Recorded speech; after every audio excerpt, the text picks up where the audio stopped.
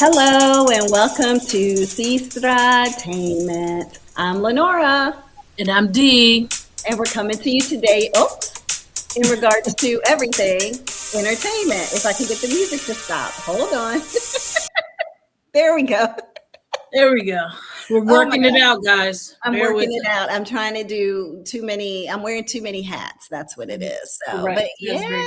Yeah, yeah. my sister does all of the work. I just show up. She just shows up You and know, looks pretty. That's what just it being honest. is. So, welcome to Sestra Tainment. I am going to start first this week. I'm going to jump right in. I might even try to fit in more than like what my normal 2 or 3. Because I've just watched so many things that I'm like, if I don't talk about this at some point, then it'll probably just hang out forever. So, on that note, I am going to talk about Imperfect Women on Apple. Have you seen that? No, I got rid of my Apple once I switched from Verizon to T-Mobile. Ah, gotcha. Well, Imperfect Women has a lot of women in it. The main cast includes Kerry Washington as Eleanor. It has Elizabeth Moss as Mary. It has Kate Mara as Nancy. You have Corey Stoll. And if you think about his name is Howard on here, he is the guy who was on House of Cards. So if you remember House of Cards, and he was one of the senators. So anyway, so if you're trying to think of who these people are, and Joel Kinnaman, he played RoboCop. If you are familiar with the Oh, guy who like the played original? RoboCop, and he was in The Killing. No, the one who Oh, plays the the more remake. recent RoboCop. Yeah, the newer one. You also had as some supporting cast Leslie Odom. He plays Donovan, which is Eleanor's brother. You have Anna Ortiz. She's been in quite a few things, but she plays Detective Gans. And you have, let me see who else it is. Those are kind of the main people, I feel like, for the most part. So the premise of this is that there's imperfect women. And it starts off with the ladies. They're just a night on the town, having a good time, laughing, joking, all of the things, right? And then you have where Kate, what's her name? Kate Mara's character, Nancy, gets this text coming through and she's looking at her phone like, and so Kerry Washington is like, is everything good? And she's like, it's somebody, who's harassing me. I'm having an affair and this person is harassing me. And so she's like, wait, what? Because she's married to the RoboCop guy. She's married to, what's his name on here? I was going to say his full name, Robert. So Nancy and Robert are married. Mary and Howard are married. And then Eleanor is just a free bird, right?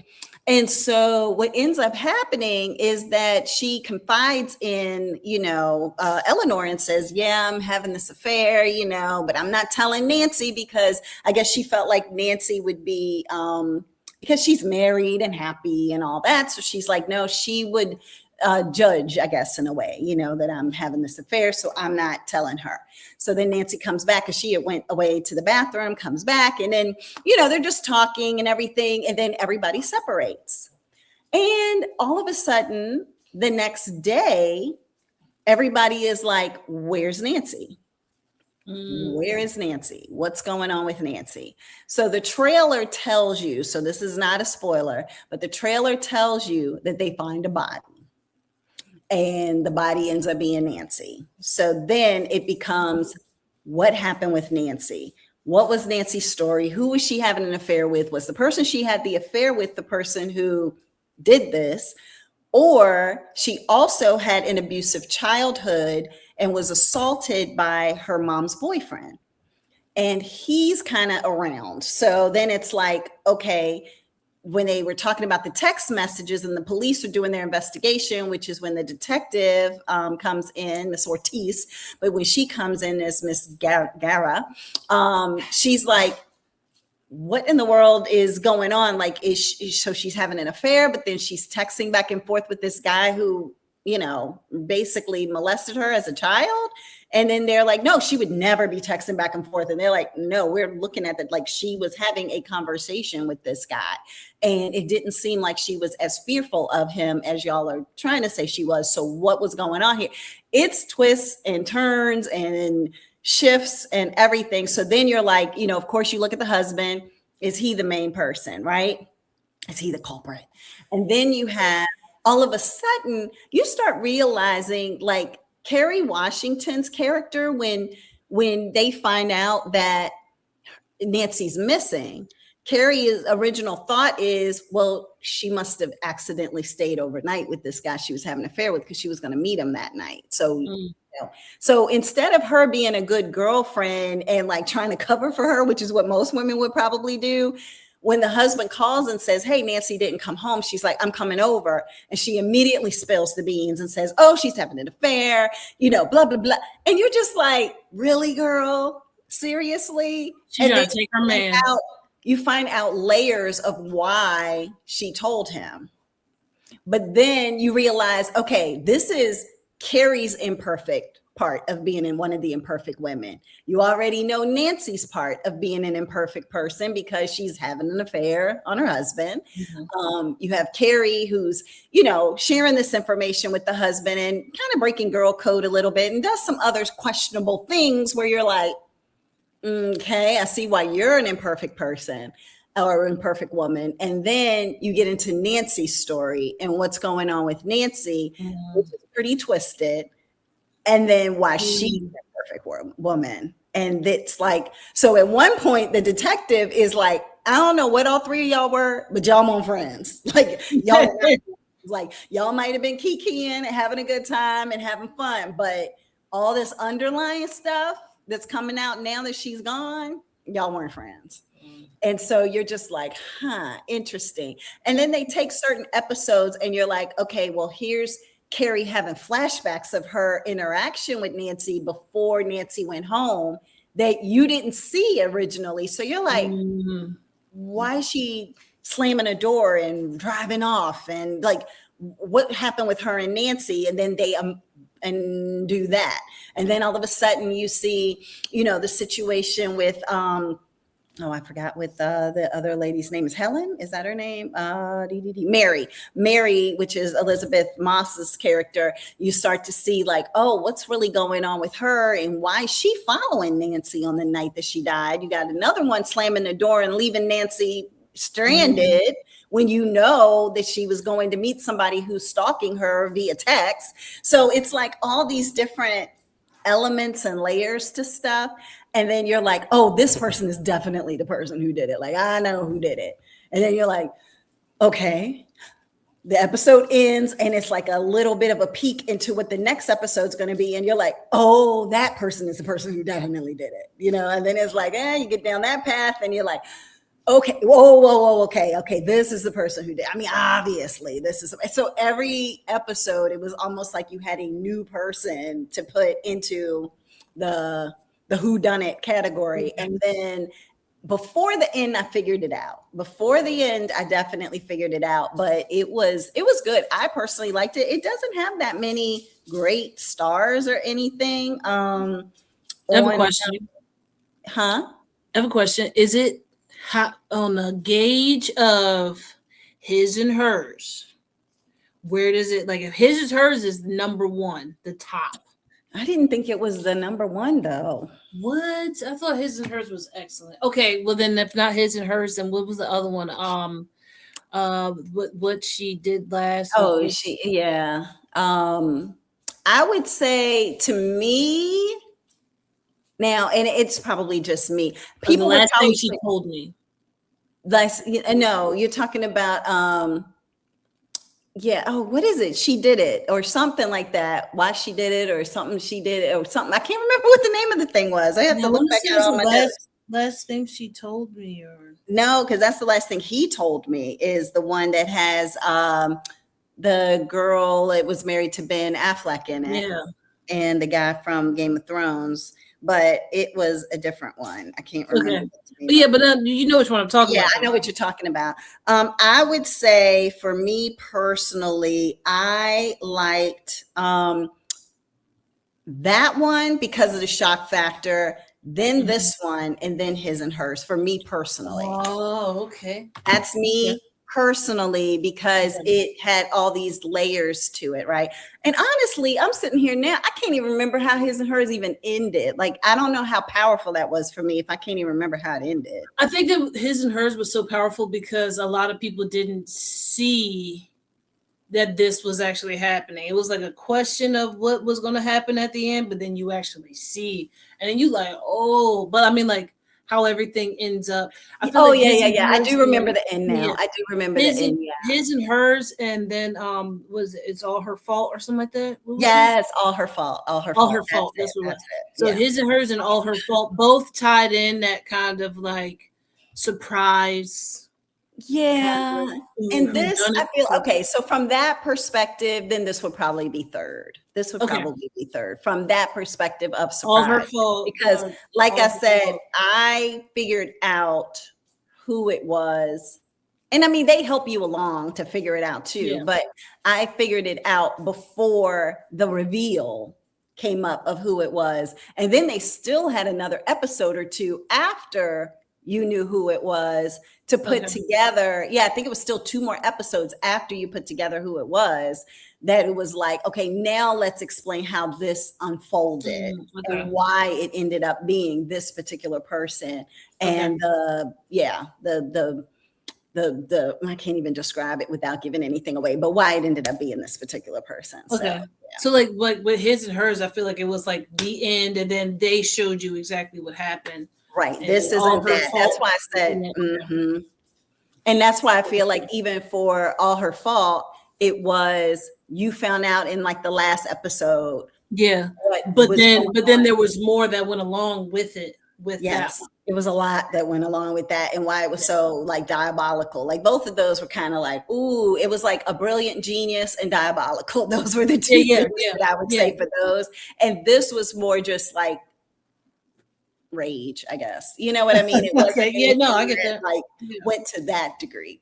So yeah, but I personally liked it. But like I said, the ratings are giving it like 6.3 or something like that on, you know, the scores and stuff. So I don't think I should look and see what the other ones were rated to see if, you know, if they're kind of about the same. Let me see his and hers just to see what happened.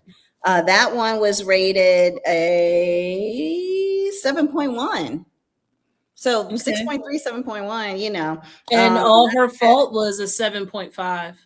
Yeah, see, I don't know if I agree with any of those. I think these people are very harsh. Okay. Very harsh. But yeah, so in that case, I guess it would be all her fault, his and hers, and then this one, which I said could be third if it's all about the reveal. Then Okay. yeah. Yeah, But anyway, yeah. so no, I really enjoyed it. It's hard to talk about it without giving stuff away. So I try to talk about everything that's pretty much like the first 20 minutes of the episode. Okay. And then you have 8 episodes to watch to kind of piece everything together and figure out what is actually going on. But everybody did a phenomenal job acting. Everything was very, you know, believable. The guy who played RoboCop, Robert, in here, he was really good. All the women, of course, were phenomenal. Leslie Odom is in here. I think I talked about him, but I didn't talk. I said he was in the cast, but I didn't talk about him. But he is Kerry Washington's brother. And so he's just like in and out, but he's more like trying to be like a compass for his sister in a way, but also looking after her. And Shirley Ralph is in here as her mom. Oh, wow. And she like has a tiny role, but her and her mom have a very contentious relationship, like to the point that it's like, do I have to go see, like, are you making me go see her? Like, do I have to? Like that kind of thing. And then she sees her mom, and her mom is like, basically like, why are you here? Like, what, you know? And then when she goes to hug her mom's just standing there like, why are you touching me? Like, that's kind of really, you know, because she's very Shirley Ralph, you know, like very posh and like as much as she can like go opposite of her, well, like Abbott Elementary on steroids, you know, because she's very much, you know. She gives like royal family. Exactly. And they're extremely wealthy. Everybody pretty much is wealthy other than Robert and his wife are wealthy. Eleanor by herself is wealthy, but her parents are also wealthy. And then you have where Helen and her husband, Howard, am I saying her name? I keep saying Helen. I don't know if I keep saying that right or not. But anyway, her and her husband, Howard, they are not. He just lost his job. So, and then it becomes a whole thing of stroking his ego because of the fact that, he lost his job. Can I get one of my rich friends to give him a job? It's like all that kind of stuff. So so it's different layers, like I said, that go into it. But I really, really enjoyed it. I was kind of very confused watching it up until probably the episode that they revealed. I put it together. If it wasn't the episode before that, it was like early on in the episode that they revealed that I was just like, oh, okay, I got it. But I think it was even, it was pretty early on. So, but anyway, that's it. So Imperfect Women. What do you have, sis? I want to talk about this movie that I watched when it first came out. Okay. It is called Send Help. Oh, I did hear about on that. Hulu. Now, let me tell you about this movie. I've watched it 3 times now. Oh, wow. Okay. Just for the sheer, just for like certain parts of it. Sometimes I just fast forward to a certain part. Okay.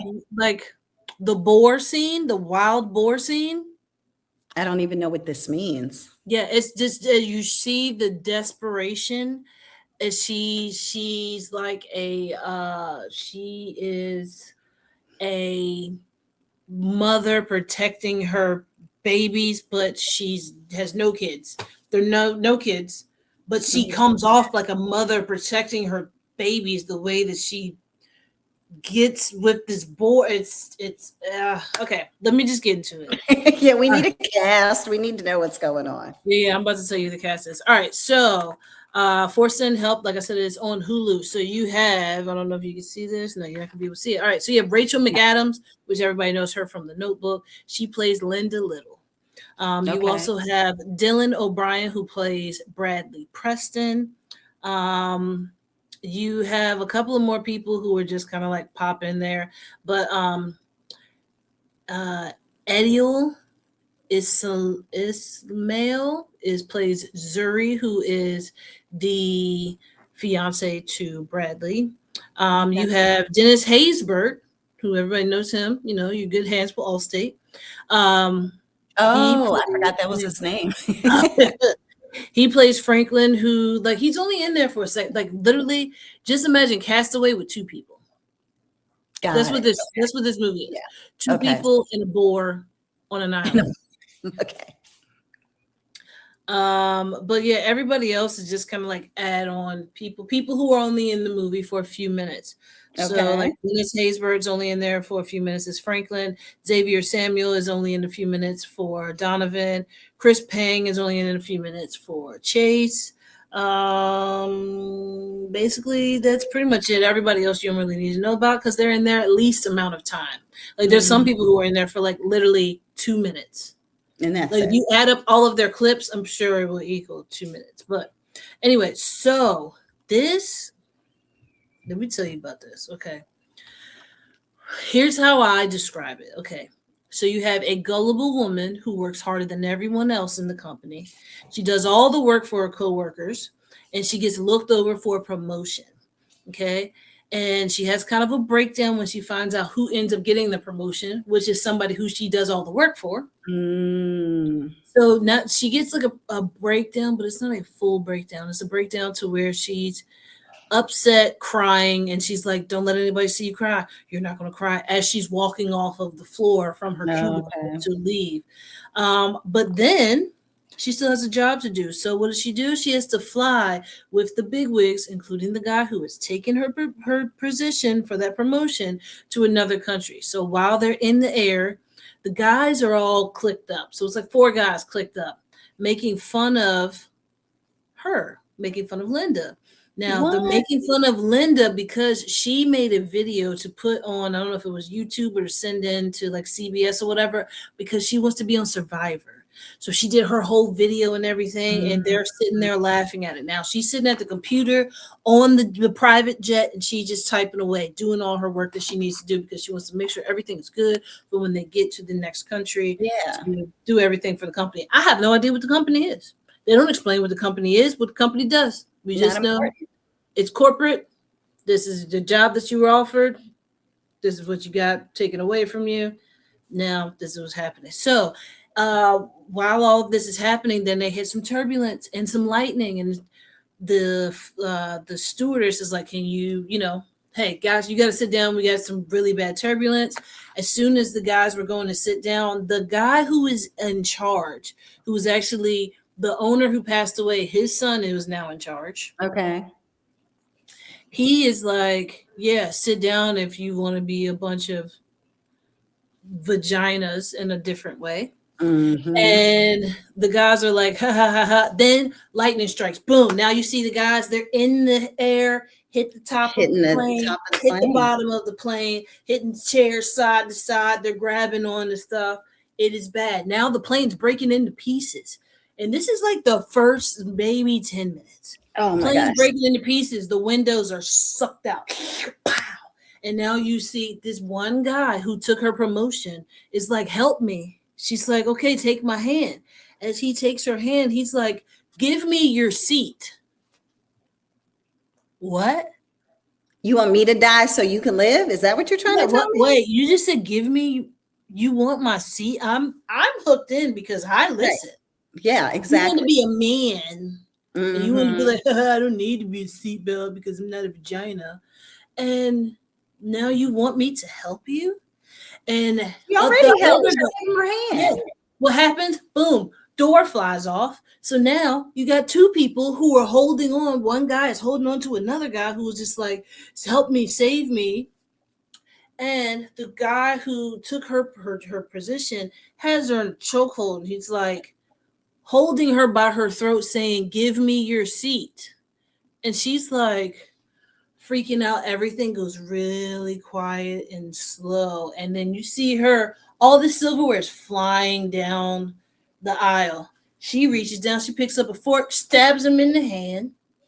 He's flying out the window, but that's not how he dies. The way that he dies is so diabolical, it fits for him. Oh, just wow. say that. It is a great way for that man to die. Anyway, so now the plane's gone down. But that means that nobody is alive on that plane but her. Well, maybe the pilot and stuff. Yeah. But I mean, no. So here's the thing: the plane's gone down, but the guy who said "Don't be vaginas" was strapped into a seat. So what? She wakes up. She comes to, and she's like adrift on this island, and she's like looking around. She's starting to get herself together. She looks, and then she looks down. Who she see? The guy who's just the main company guy who's passed away, his son. So like now my new boss is down here. She goes and checks on him. He is out of it. He can't come to. He's losing a lot of blood. Something happened to his calf.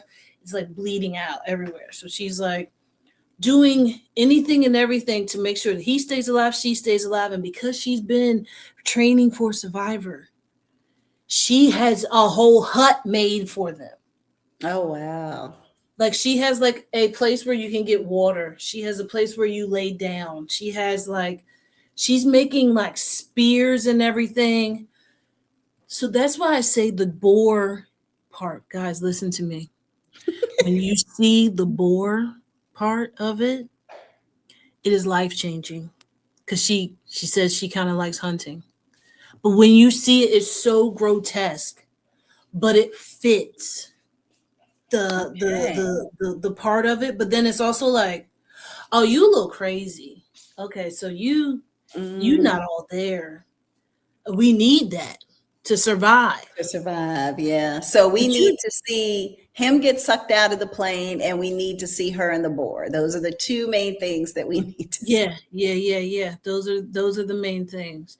But it's the way that everything happens once he is on the boss, which his name is, I forgot his name. Dylan? Was it Dylan? Bradley. His real name is Dylan. So while Bradley is laid up. She has taken the flotation device, which was the bottom of your seat, and she has set it Yeah. up on a palm tree, covered him up with just palm leaves and birds of paradise leaves and everything, so he doesn't get sunburned. And she's Oh, like helping him and everything, and he's just like, you have to understand this. I am in charge. I am still your boss. And she says, oh, really? how is that possible? That's Yeah. no. She's to Tucker Carlson. What are we doing? What is this? Yeah. So and then now she's just like, okay, and she dips. And and they keep showing clips, so it's like a camera going by of him being like, yeah, okay, all right, I will have nothing to do. And then it goes by again. He's like, I could wait here all day. And then it starts to go by. Now you see all this arrogance start to fade off of his head, off of his face, and he's like, she didn't leave me any water. It's like, bro, you said you were in charge, so you should be able to do everything with your everything you need to do. messed up calf. Then she comes back the next day. She's like, so let me explain to you how this is going to happen. You're not in charge here. I'm in charge. I'm keeping you alive. I'm feeding you. I'm giving you water. Do you understand me? He understands until he doesn't, because he's so arrogant and so affluent that he doesn't. He just thinks that everything is just supposed to happen and come to him like it's a movie. Mm-hmm. Granted, this is a movie, but it's like, oh yeah, a plane's gonna come by. You know, it's gonna see us. Why don't you have SOS written out? You know, like they should be able to see our fire. The fire that she made with two sticks rubbing it together, bruh. Like, he's like, we should make a raft. She's like, yeah, yes, we should make a raft. Or maybe we should try to find something for us to eat so we can have like some sustenance to keep us like alive. He's like, yeah, we should definitely make a raft. She's like, yeah, okay. Bro. Okay, you work on the raft then. Yeah, and where you going to go? It's all ocean around. How are you going to work on a raft when you only have one leg that works? Right. Your other one's like this. You walk in like this. No, it's not. It doesn't work that way, bro. So, yeah, the way that the movie ends, it's diabolical. Yeah, diabolical is a word. But also understanding. So you it's like repulsed but intrigued. Absolutely. Well, I'm not even repulsed. I'm like, okay, just like it works. Okay. Well, okay. Yeah, okay. But yeah, lots of things happen in this movie. Like I told you, the best scene is the boar scene. Okay. You can look it up on Netflix. I mean, on YouTube if you want to see what it is. Look up on YouTube. You can see the boar scene. I'm pretty sure they've shown that clip multiple times. That's all you need to see. Or you can see pieces of the boar scene. But yeah, I thought that the movie was really good. Towards the end, it starts to like go to another place, but then it's like, okay, now I get it. It's all wrapped up in a nice, pretty bow at the end. So, okay, yeah, I get it. I understand. Okay. But yeah, like I said, it's called Send Help. You can find it on Hulu. And pretty amazing. Definitely check out the boar scene. You'll either hate it or love it. You'll hate it or love it. Yeah, if you are a member of PETA, do not watch the boar scene. Okay. That's all I'm trying to say. Do not. Got it. But if you are not, and you're you can carnivore, if you're a carnivore, watch it. Yeah. So that's all I have. What do you have next? So I have the roast of Kevin Hart. Oh, brother, this guy stinks. Oh, okay. Yeah. Wait. Talk about it. Why did you go there? What happened? Because of the Tony. Kill Tony. Kill Tony needs to be not killed, but no, hello. He needs to be silenced for a little while and put in his place. But yeah, it's all right. Continue. Well, for those of you who haven't watched the roast, so Netflix created certain roasts, I guess. So they had a Tom Brady one, which Kevin Hart did participate in. And this time, I guess they now have this Kevin Hart roast where everybody and not even everybody, I don't even know where they got this band of characters from. But anyway, people roasted Kevin Hart. And very uncomfortable to watch is the way that I would describe it. Did you actually watch it or you just saw clips of it? I watched it up until Tony. No, I watched it up until Lizzo. Oh, okay. Was it Lizzo? I Yeah, think it was Lizzo was up on until there. Lizzo. Right. And then after that, I think it was one more person after Lizzo who I can't remember who it was. But then after that, I was just kind of like, I never really liked roast anyway. So yeah, I'm not a roast person. I'm not even a comedian person. Like I will go to comedy shows and my sister will attest, other people will attest. I just sit there. I don't laugh. Yeah. I don't think that most comedy is funny. I have a very dry sense of humor. And I guess some people would consider dry, but I feel like it was more intentionally offensive than dry, but I digress. But that's also what a roast is. A roast is supposed to be yes, like, that's what I was going to supposed say. to make you pissed.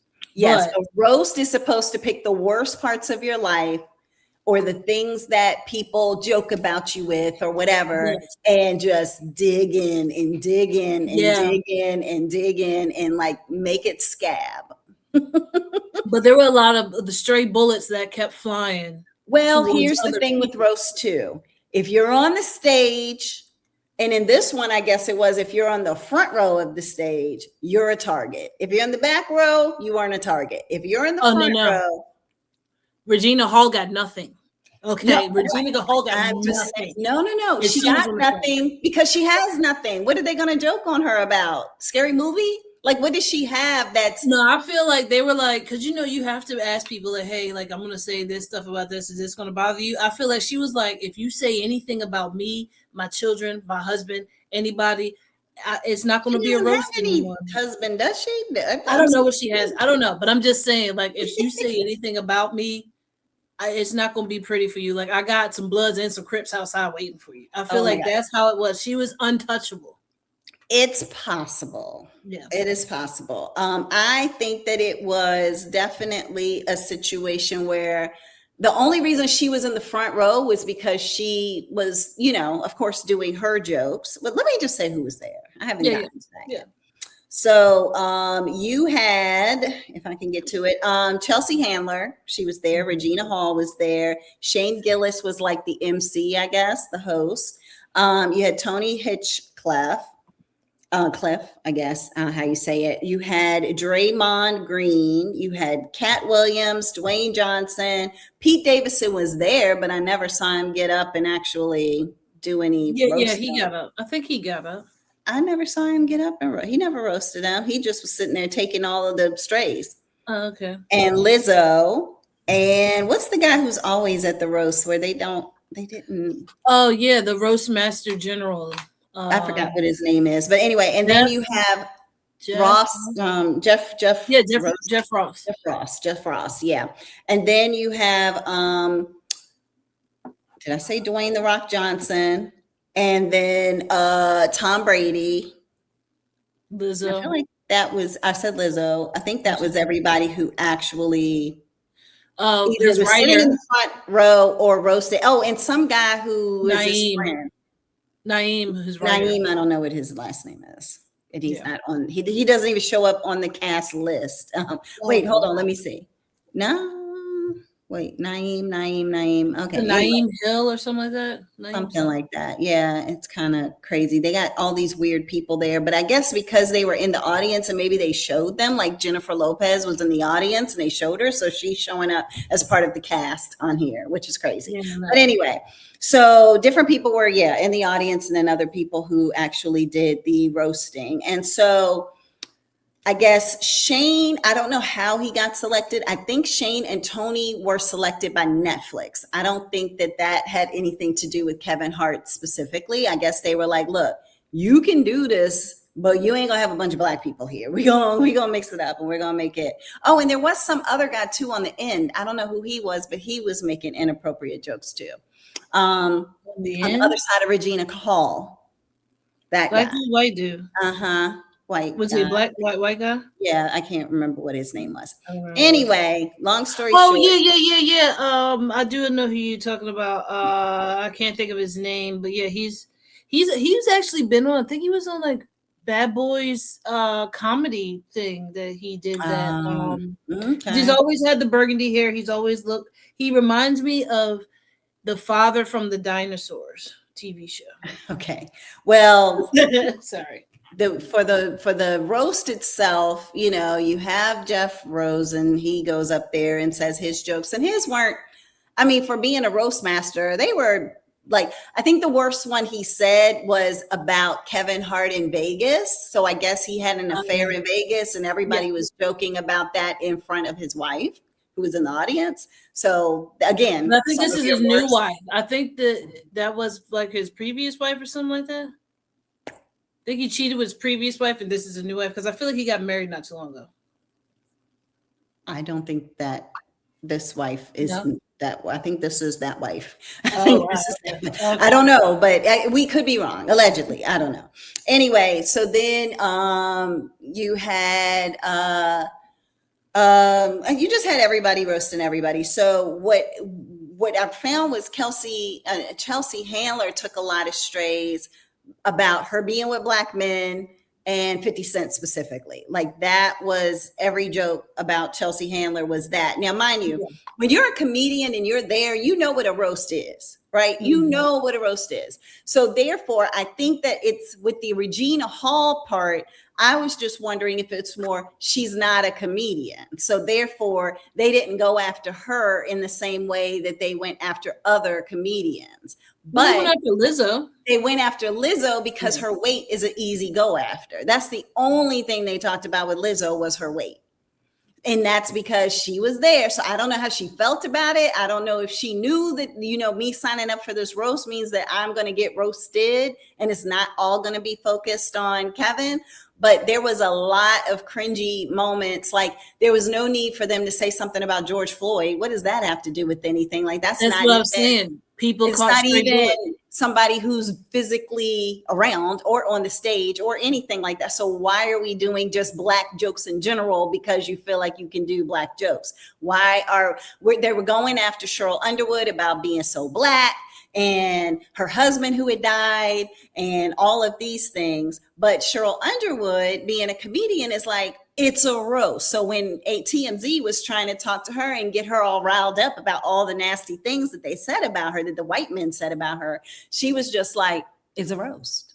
Like, you shouldn't go up there if you don't have thick skin. And she turned it around and she was great. Yeah. She did a phenomenal job of roasting back. But at the same time, it's like, she was not offended, or if she was, she definitely didn't let in onto it. She didn't care about them talking about, she said, my husband died in the 90s. Like time has passed, you know, and they joked on Pete Davidson's dad. And of course, him dying in 9/11. So it was all these jokes about Pete Davidson's dad, about Pete Davidson and how he gets all these beautiful women and all of that kind of stuff. But I didn't see or hear Pete Davidson tell any jokes. Tiffany Haddish was on the stage. She was on the back row. No jokes about her, and she didn't give any jokes. Tom Brady came out with every curse word you could think of, and he just was dropping F-bombs and S-bombs and every bomb that you could think of. And I was like, is that necessary for Tom Brady? I don't know. So then you had with Regina Hall. Hold on, the dog needs to get down. He was in my lap. Tom Brady, I think with Tom Brady, it was because Kevin Hart went so hard on him. Yeah, he had to come back, and that's why it started off with him doing all that. Yeah, but some people were smart, right? Because they came, did the roast and left. So he came, did the roast and left. Tiana Taylor came, did her roast and left, which hers was horrible. It was terrible. Cat Williams came, did his roast and left, and that was hilarious. That's the only person out of every single person who stood up there. That was the only time I chuckled like twice. was when Cat Williams was doing his. I think Usher did horribly. Yeah, Usher, he was singing a song and then tried to do the whole thing with the cherries with him, which was again uncomfortable because you did that with women on your concert. So what are we trying to do here? So that was weird. He's a little B. Yeah, I guess. And then of course there were a lot of jokes about Kevin Hart's height, about his affair, about Dwayne The Rock came out and he joked about his dad dying. And he said, oh, here's a picture of my dad. And people know my dad is a wrestler and he's like big and buff and, all of that. And, people are applauding and stuff. And he was like, and here's a picture of Kevin's dad before he died. And it was a mugshot.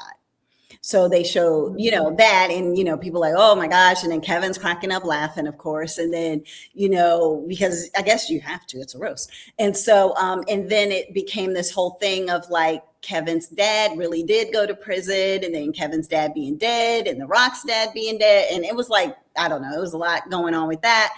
And then it became The Rock flirting with Kevin's wife, like really flirting with Kevin's wife, like, yeah, call me, like, we can do what we always do, that kind of thing, whatever. And, you want a man who can like, do things, and Kevin's like, whoa, man, like this is my wife. Like, what are we talking about here? So, it was, that roast stuff wasn't as horrific, but there was definitely some weird, awkward, strange, cringy, racist stuff. They said Kevin Hart would have to be lynched off of a bonsai tree.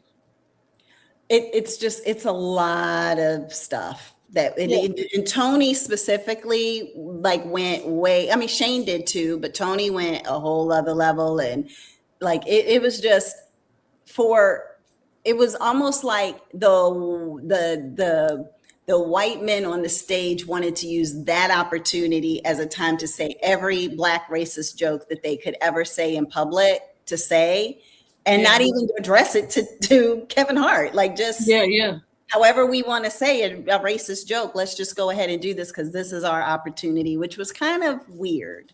But, Lizzo did a weird thing. She came out with the flute and she had a lot of tiny people, little people, running around trying to act like. We're all supposed to be little Kevin's stunt doubles. And all of his different, just different versions of Kevin and how he can be in so many different movies. It's because he has so many versions of himself. Mm-hmm. I don't know anything about a Draymond Green, but everybody seemed to hate him in the whole arena. So I guess with his sport, for him being in California, everybody's like, boo, we're Lakers fans. We don't like you kind of thing. Or we're whoever fans. I don't know if he's basketball or football. I don't even know this guy. He's basketball. Okay. So anyway, so he was there doing his jokes. It was just a cringeworthy affair. And, Regina Hall took a different twist because she was more like complimentary to him and saying, oh, you were just great, blah, blah, blah, blah, blah, blah. But then it was like backhanded compliments in there too. Oh, yeah. And then she was like, and then she introduced Cat Williams, almost like my gift to you is to bring this person to the stage, which Cat Williams and Kevin Hart literally in real life do not like each other. Mm-hmm. So it did not appear as though he knew that Cat Williams was coming. Now, again, everybody had to read teleprompter. So the Netflix knew which jokes were coming. And that's the other part that people are talking about is that Netflix approved all these racist jokes too. Like, like the George Floyd jokes and lynching and like whatever it was that was being joked on, they already knew that. And Cheryl said that. She said, we had to present what it was that we were going to say ahead of time. And that's why Cheryl, in part of hers, based on what they said about her, she went after them that wasn't on script.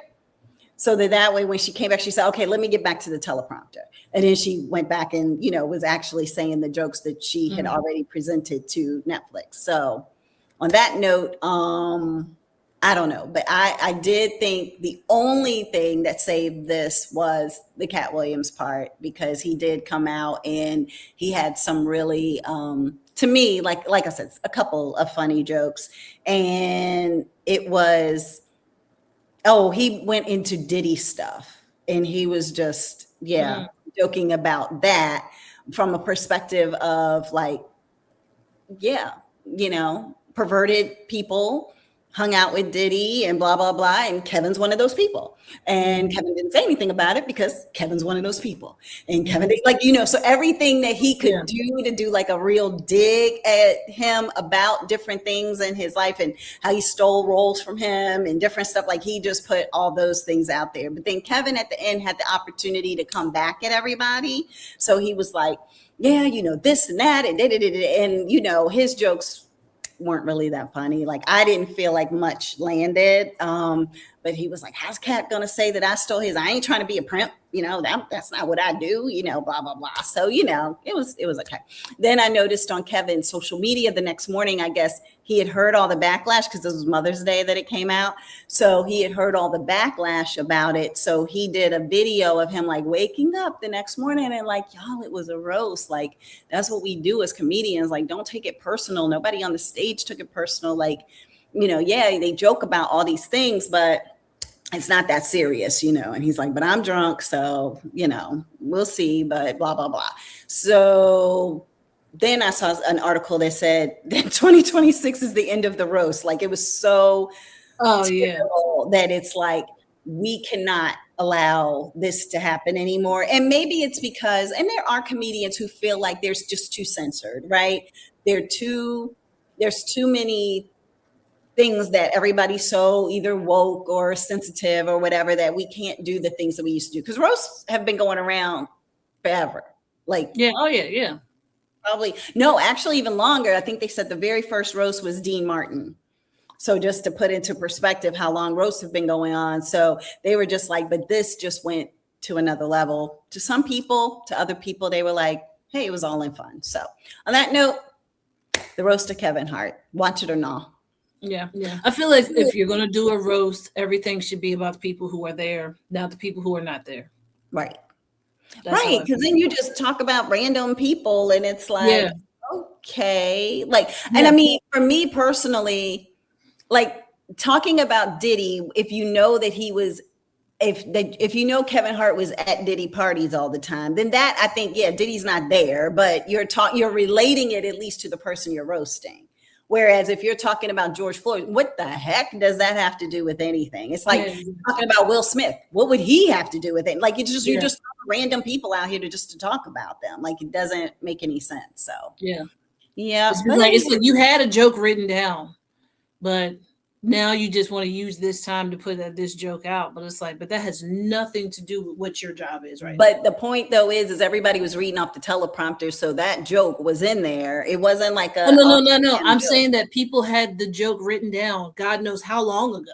Oh, it's like now that I'm in front of the stage, now I can say it because it's a roast, and nobody's going to question me about what I have to say. Okay, but a lot of people want to go after Tony, so you're right. A lot of people, absolutely. But I mean, a lot of people don't like Tony anyway, and I completely understand that. So and they joked a lot on him being right there, like with like basically on the teat of Trump and all of that kind of stuff. So they how gay he is and all this other stuff. Yeah, exactly. So all right, well, what you got, sis? Okay, so for my last thing, I want to talk about the Arsenio Hall book. It's called Arsenio, a memoir. Yes, I heard him talking about it on like the Talk of the View or something. Okay. Very, very good book. Now, so I was very young when Arsenio was out. I do remember seeing some of the episodes, but I was young. I had a bedtime. But I do remember watching some of the episodes, and now that I listen, because I did the audiobook, where he does his own audiobook. And once I listened to that while I was at work, then it was like, it made me want to go down a rabbit hole of watching some of his old episodes and watch some clips of stuff. Yeah. Which was like, I do remember this. Okay, I remember this. But I was so young that I barely remember. It was like it was on, but it wasn't really on. Right. But a lot of things that he talked about his childhood, how he was watching TV and he knew that he was going to be on TV. He thought that anybody who could entertain was that's the most amazing thing that you can do. And he knew that that's what he wanted to do. So he used to do his friends, like some of his like friends that he was in school with, family members or whatever. He used to do his own show where he would sit there and host with some of his friends. So he would be there, the host, and be like, all right, coming in is Timmy. Come on in, Timmy. Then Timmy would walk in. Then he would ask him a whole bunch of questions. So what's your favorite color? Your favorite color is blue? You know, things like that. So he basically talks about that. He also goes and talks about how he really got into being an entertainer from a magic shop. He went to a magic shop and ended up getting some information from the lady who was like, that's her son's store. But he was there. She was like, if you keep coming back, I'll teach you different things. So he went from the magic shop. He became a ventriloquist. Like what? Yeah, I didn't know that. Yeah. Yeah. Like he became a ventriloquist. It also talks about how he used to do, which this does not happen nowadays. But for it to be back in the day, just like him and Eddie Murphy had a similar thing. So Eddie Murphy talks about how he was doing shows at 14 years old in like diners clubs. Like in like the diner, whatever the people are wear little red fez hats or whatever. So he said that he used to do shows at like big people's houses, and they would just be like, hell yeah, you're available, I'll give you $100, you come on here, and I got like a dinner show, like I got a dinner that's happening, and you come entertain the crew. So like how he got into that. He talks about how he got to Hollywood, and how close him and Jay Leno were actually. When they were coming up, a lot of different people that he knew that were all in the same, they were all coming up at the same time, but the other people got pushed further than he did because of the racism that was in Hollywood. But he said once he started to make it, he said John Witherspoon told him, you leave them white women alone, boy. That's all you got to do. You can make it in this town if you leave them white women alone. And what does he do? He comes out and he dates Pamela Anderson. I did not know he dated Pamela Anderson. Yes, so he talks about that on in the book. He talks about all the interviews. So his interview with Madonna, his interview with Prince, Tupac, Bill Clinton. I do remember the Bill Clinton episode. I do remember Bill Clinton playing the saxophone. Yeah, and he was like a governor. What was he? Governor Arkansas. A lot of people attribute that to him winning. Oh, of course. That was when people saw him as the Black president. Kind of people contribute Trump being on Jimmy Fallon for him winning. Oh, okay. So yeah, it was like, oh, they humanized him. Jimmy Fallon was playing in his hair to show that it was real. Like, you know, so therefore it's like, you know, Jimmy Fallon didn't want to take credit for that. But yeah, I do remember that everybody's like, oh, he's the Black president. First Black president is Bill Clinton because he was playing saxophone, you know. That's very true. I do remember everybody being like, he's the first Black president. Like, he ain't do nothing while he was in office but get his thing. He did. Yeah. But Maya Angelou, how many times he had her on there. Luther, he said Luther was like his best friend. He said when he told Luther he had a show, he said, well, I'm gonna be there first. I'll be your first guest. I'm gonna be there. And like when he opened up his show, Luther actually was there and introduced him and talked to him and everything and showed all up. Whitney Houston, how him and Whitney Houston had this going back and forth, which was so cute. It was kind of like flirting, but not really flirting, because I guess Arsenio was with whoever he was with, and she was, you know, who she was with. But how he was basically the who's who of the culture in the 90s, which was amazing. To the way that he changed the way that people saw African Americans in this world. Now you see he had the entertainment part of it, but then you also have the knowledge part of it. You also have everything that they have done to progress forward, everything. Like, it was just, he took everything that he could possibly, he used his platform to get out everything that he could possibly want to make sure that other races understood. Like, we're not just this, or we're not just that. This is what it actually is. Right. This is the culture. Exactly. Him having Minister Farrakhan on, and how that was the whole thing. And then he actually talks about how he ends up losing his show, which that is very deep. It's not what everybody thinks is the rumor. He actually explains that in detail of how that happens. I'm not going to go into it. The rumor was because of Minister Farrakhan that he had lost the show because he wasn't supposed to have Minister Farrakhan on, and was Paramount or whatever didn't like that fact, and then that's why they wanted to go ahead and get rid of him. He tells the real But story. he You don't have tells to tell us. yeah. But he does tell the real story of exactly what happens and how it happens. But it's just the magic that he had of he wanted to change around things. So like when he first got there, he sat behind a desk. He was like, yeah, I want to do it kind of like Johnny does it, sit behind a desk, blah, blah, blah. And then Marla, who was his right hand, there was Marla Gibbs. She was like, that's not you, Arsenio. You don't sit behind a desk. Like, you're more personal. She was like, so let's just take the desk out. Let's get a chair and, and a couch and, we'll have an ottoman there. So then that way you can put stuff there. And he's just like, kind of sit knee to knee with the person, Yeah. So he was like, oh, yeah, that makes sense. I like that. She was like, because you are not, she said, you are so animated and you are so tapped into the people that you don't want a desk separating you from everybody else. She was like, not from the audience and not from your guests. So I was like, that is amazing. Talks about how Magic Johnson actually hits him up and was like, hey man, look, it came out on the news that I have HIV. So, I'm HIV positive. So I'm gonna come on your show and explain to everybody what all is going on. And he was just like, wait, what? But he said that when he first heard that Magic had HIV, he was really hurt. He was really sad because he was like, that was my friend. He also talks about him and Prince's relationship and how they were friends. And then once he heard that Prince had died, he was just like, wait, my friend was on drugs. Like, he had this going on and this going on. Like, I never knew any of this. He was like, the things that the people that you love and the people that are so close to you, he was like, you don't realize what they hide away from others because of other things that are going on in their life. Talks about his relationship with Richard Pryor. He talks about his relationship with Richard Pryor to the point where I was like, oh, you would think that him and Richard Pryor were like, he's the closest comedian to Richard Pryor. That's how he makes it sound in this book. He talks about him and his relationship with Eddie Murphy, and how I think it was one of their mothers was like, oh yeah, that boy looks like you. And he was like, oh, he looks like me. Like, I think this was Eddie Murphy's mom was like, oh yeah, that boy kind of reminds me of you. He was just like, what, me? Like, what? I don't think so. And then they ended up making like multiple movies together, which was amazing.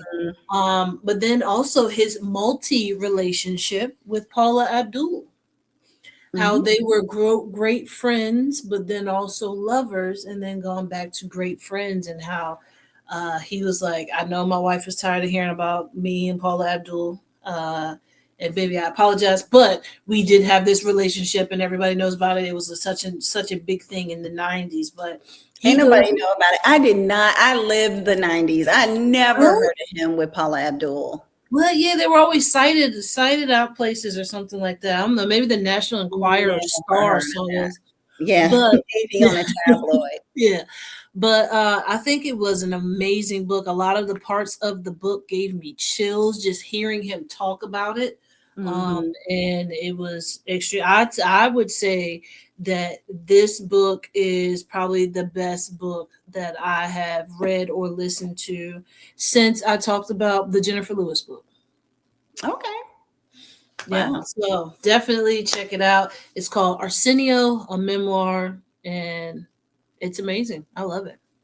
Excellent. I might have to get that. I heard him speaking about it on one of the, like I said, I think it was on the View, and he shared a few, kind of tidbits of things, and I was like, wow, like that's pretty awesome, and it took you down memory lane, like you said, because you remember the 90s. The 90s were so cool. There was so many Black shows and just things going on. And I remember Luther singing on there and his, I remember the Clinton with the saxophone. I think he was talking when he was speaking to The View about having Snoop Dogg on there, and that was an issue, for having certain rappers on there. They just didn't want to necessarily give a platform to, and all of that kind of stuff.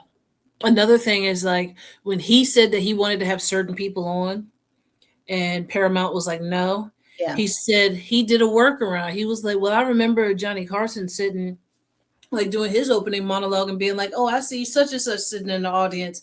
Hey, you know, blah, blah. Still, yeah. Come on up. So he said that he did that. So he wanted Tommy Davidson on.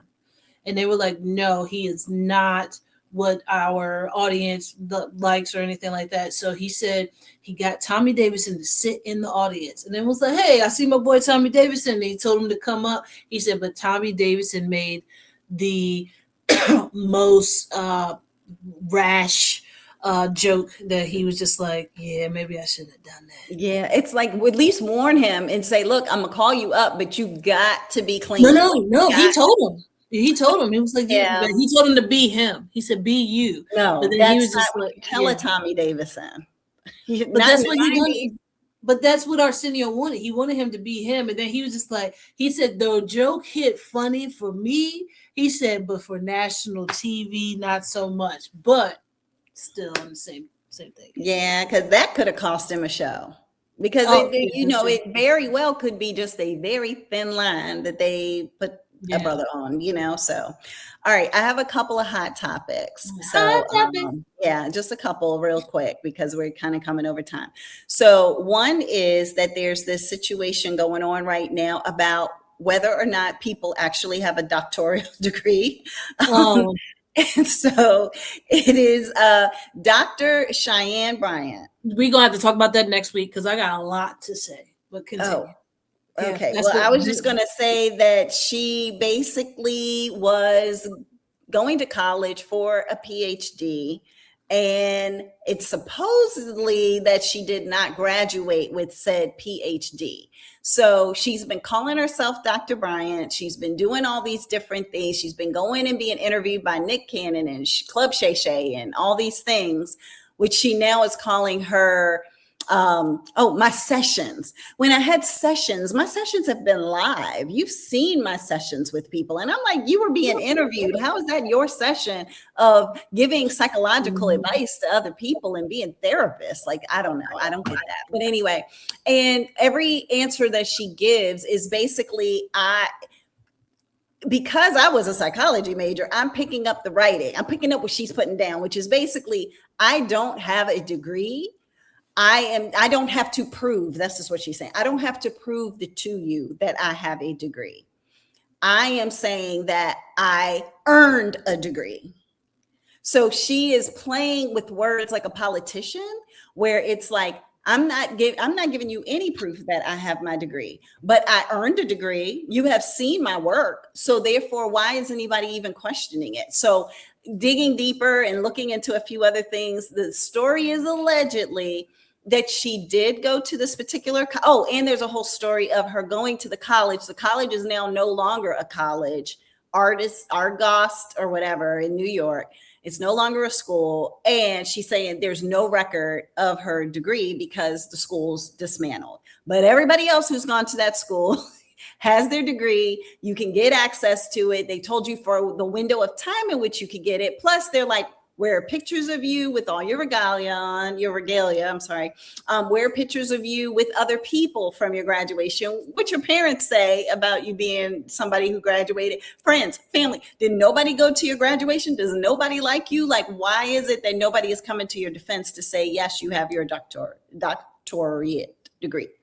Then there's a whole thing of plagiarism. So here's the again, alleged thing that happened was that she got to the point of doing her dissertation, because once you do your dissertation, you get a book that has your entire dissertation, like a hardbound book.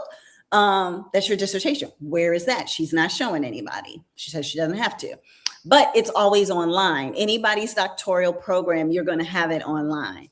And nobody can find it. And supposedly she got all the way to getting the presentation in front of like 3 or 4 different professors, and she plagiarized. So with her plagiarizing other people's information, they were like, you're kicked out of school, you're done. So she got all the way to the very last little step that you have to get to, and then she got kicked out, supposedly. And if that happened, then she's like, well, I earned it, so I already know I did the work, so I'm calling myself doctor, is the way I'm seeing it, is that she's not a doctor. She never earned the title. She didn't have her official PhD. She got most of the way there, but not there. So she's a doctor just like I am. I work on cars, so I guess I'm a doctor too. Yes, and Dr. Pepper and Dr. Scholl's and Yeah, all the doctors. All the doctors. all the Yeah. doctors. Dr. J. Yeah. All of the right? doctors. Yeah, hook But shot. and then here go people. Well, Dr. Dre isn't really doctor, so why, he's calling himself Dr. Dre. Everybody knew that he was trying to say like I'm a doctor of music. Like I'm just saying that I'm Dr. Dre. He was like 18 when he started using that title. Of course, he's not a doctor. So Yeah. Dr. J, of course he's not. He's just saying he's a doctor on the court, But you are literally saying that you're giving psychological advice, therapeutic advice to people as a doctor that some people were taking as golden. And I think, to me, it's very like sociopath situation, because it's like you literally called all of your followers like the MDs or the doctors or the like you were using terminology to reiterate the thing that was the least accurate about you, but that was everything you built your platform on. So to me, that just is kind of wild. But who knows? She may come out and say, oh, here's my degree, here's everything. But right now, there's a big story about, are there just people out here just claiming to have their doctorate, and who's proving these things? Like pastors. Somebody's like, oh, I'm Dr. Such and such, and I'm Dr. Such. Do they really have a doctorate degree? She doesn't have it. You know No, I know why I say she doesn't have it? This is why. Because she says doctorial. What is that? It's like saying really. What is it? Was it like a realtor or a realtor? Yeah, realtor. That's like, yeah, I'm a realtor. So you ain't doing nothing. You ain't selling no houses. Doctorate versus doctorial or doctoral. Yeah. I got my doctorial. You failed class already because you said the which is word. Funny because I heard somebody else say that, and then literally this girl was showing all her stuff and she said doctorial. So I was just like, wait a minute. So now you're saying it, but you literally are showing proof of you having your doctorate. So anyway, I don't know. Long story short, that's that. The other thing I was just going to share really quickly, I know we're really over, but I did not know for Byron Allen. Are you familiar with Byron Allen? Yeah. I did not know he was rich. Oh, yeah. Like I knew he won a huge lawsuit against McDonald's of late, but I did not realize he owned things. He owns a lot of things. A lot of things. And that was the part I was going to say. So his Allen Media Group, I was listening to him. I think he was on your Breakfast Club show, because I don't really watch it, but I saw a clip from it. He bought the Weather Channel for $300 million. Yep. In 2018, he purchased BuzzFeed at 52% controlling stake, the Huffington Post, Tasty, all of those. He just got 7%, or he did get 7% of Stars.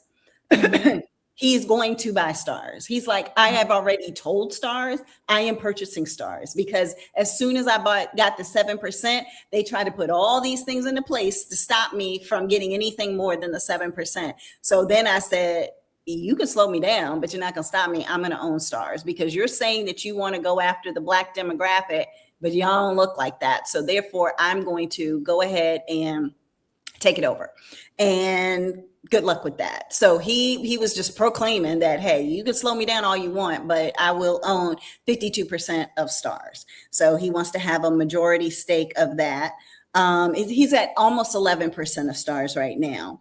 But yeah, he had shows like Judge Mathis. He had Judge Hatchett. I don't even know who Judge Hatchett was.